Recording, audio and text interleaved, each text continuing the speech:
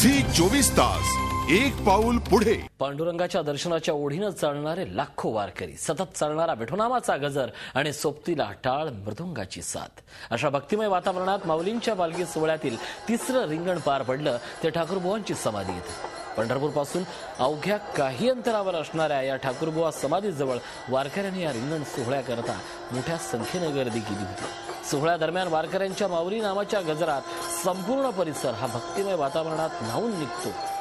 पालखी रिंगणाच्या मध्यभागी स्थिर स्थावर झाल्यानंतर नेहमीप्रमाणे आधी पताकाधारी, तुळस डोक्यावर घेतलेल्या महिला वारकरी, पखवाज वादक यांनी रिंगणात सहभाग घेतला। त्यानंतर चोपदारांनी माऊलीच्या अश्वाला धरून रिंगणात एक फेरी मारली। त्यानंतर माऊलींच्या अश्वानं वेगात एक रिंगण पार केल्यानंतर वारकऱ्यांनी अश्वाच्या खुरांनी पावन झालेली धूळ आपल्या मस्तकावर लावण्यासाठी गर्दी केली आणि अवघ्या आसमंतात ठाकूरबुवा समाधी परिसरात विठ्ठल नामाचा जयघोष आसमंतात दुमदुमला।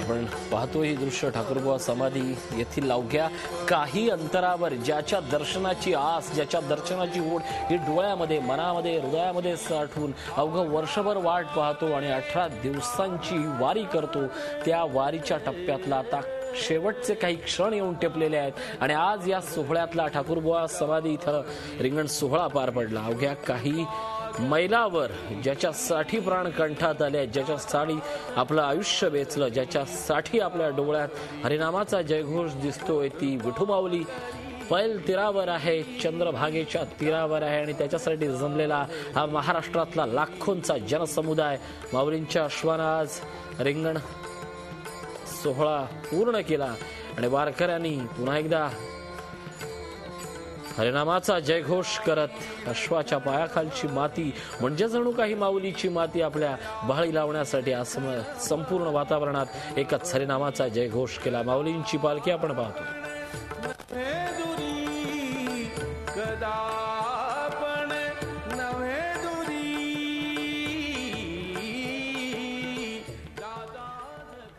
रिमझिमता पाऊस, आभाळ दाटलेला काळा मेघ आणि वातावरणात हरिनामाचा जयघोष, या सगळ्या वातावरणात एक सुंदर असं संगीत लपलेलं आहे।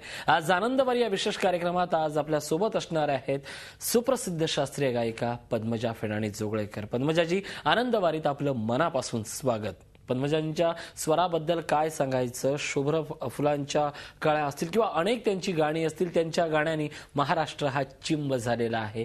पद्मजाजी, तुम्हाला प्रश्न असा आहे, विठुरायाच्या ओढीनं पंढरपूरच्या दिशेनं जाणारे आपण लाखो वारकरी पाहतो, ते तहानभूक विसरून केवळ विठुरायाचा जयघोष करत मार्गक्रमण करत असतात। आपल्याला या सगळ्या वारीबद्दल काय वाटतं?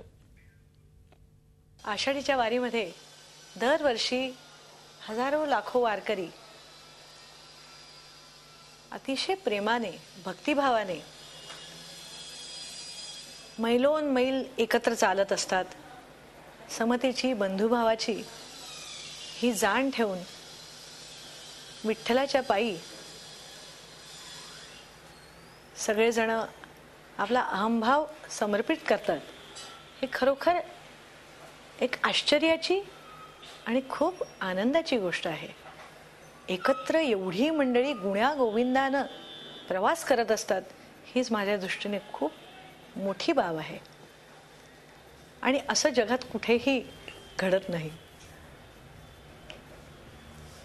मला जनाबाईची आठवण होते। संत जनाबाई विठ्ठलाच्या प्रेमात होती।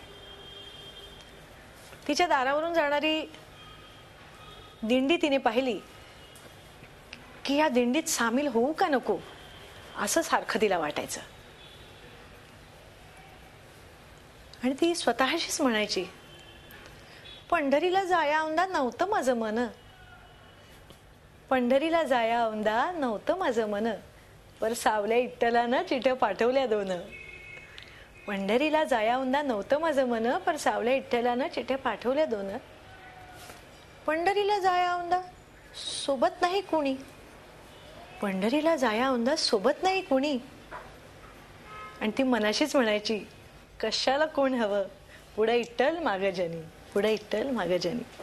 पंढरीला जाया हवी कशा कुणाची सोबत, मागे इट्टल पुढे इट्टल सोबती जन अशीच कायची असं म्हणतातली ही सगळी वातावरणाची अनुभूती असते. महाराष्ट्रातल्या गावागावातलं दिसणारं हे चित्र असतं. आपण पाहतो की ज्याच्या जीवावर आपल्याला पूर्णपणे आयुष्य काढायचं आहे ती शेती आपल्याकडे असते, पण मनातनं कुठेतरी विठ्ठल साथ घालत असतो. अशा वेळी प्रत्यक्ष पांडुरंग येऊन या शेतीत काम करतो अशी या वारकऱ्यांची एक श्रद्धा असते.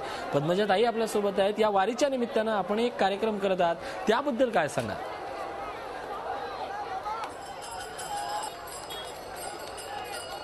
कार्यक्रमात गात असताना सगळ्या वादकांबरोबर आणि सगळ्या रसिकांबरोबर आम्ही थेट पंढरपूरलाच जाऊन पोहोचतो. खरंच जनीसारखीच अवस्था होते. असा हा कार्यक्रम 18 तारखेला रवींद्र नाट्य मंदिरात मेहुल परब यांनी आयोजित केलेला आहे. तसंच हा पुन्हा पुण्याला 20 तारखेला टिळक स्मारक मंदिरात संध्याकाळी 6 वाजता होणार आहे. यात माझ्या सोबत पंडित अजित कुमारजी कडकडे यांचंही गायन होणार आहे. हाही एक वेगळा सुंदर योग घडणार आहे आणि रसिकांसाठी आणि माझ्यासाठी सुद्धा ही मोठी पर्वणी आहे अजितजींबरोबर कार्यक्रम करण्याची, असं मला वाटतं. नक्कीच या सगळ्या विठ्ठल गीतांचा जर महाराष्ट्रातल्या जर आपण इतिहास पाहिला तर विठ्ठल आलापात आहे, विठ्ठल नादात आहेत, विठ्ठल संगीतात आहे. जसं तो टाळ मृदुंगात आहे तसं तो शब्दातही आहे. हीच विठ्ठल नामाची खरी अनुभूती आहे. आता आषाढ वारी जवळ येते आहे आणि वारकऱ्याने आपण कधी एकदा हरी मज जीवन प्राणधार, हरी मज जीवन प्राणधार, आणि आसरा नाही दुसरा, आणि आसरा नाही दुसरा, तिन्ही लोकासार, तिन्ही लोकासार,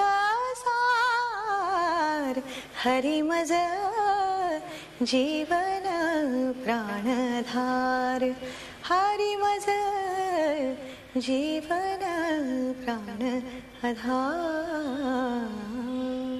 झी 24 तास एक पाऊल पुढे.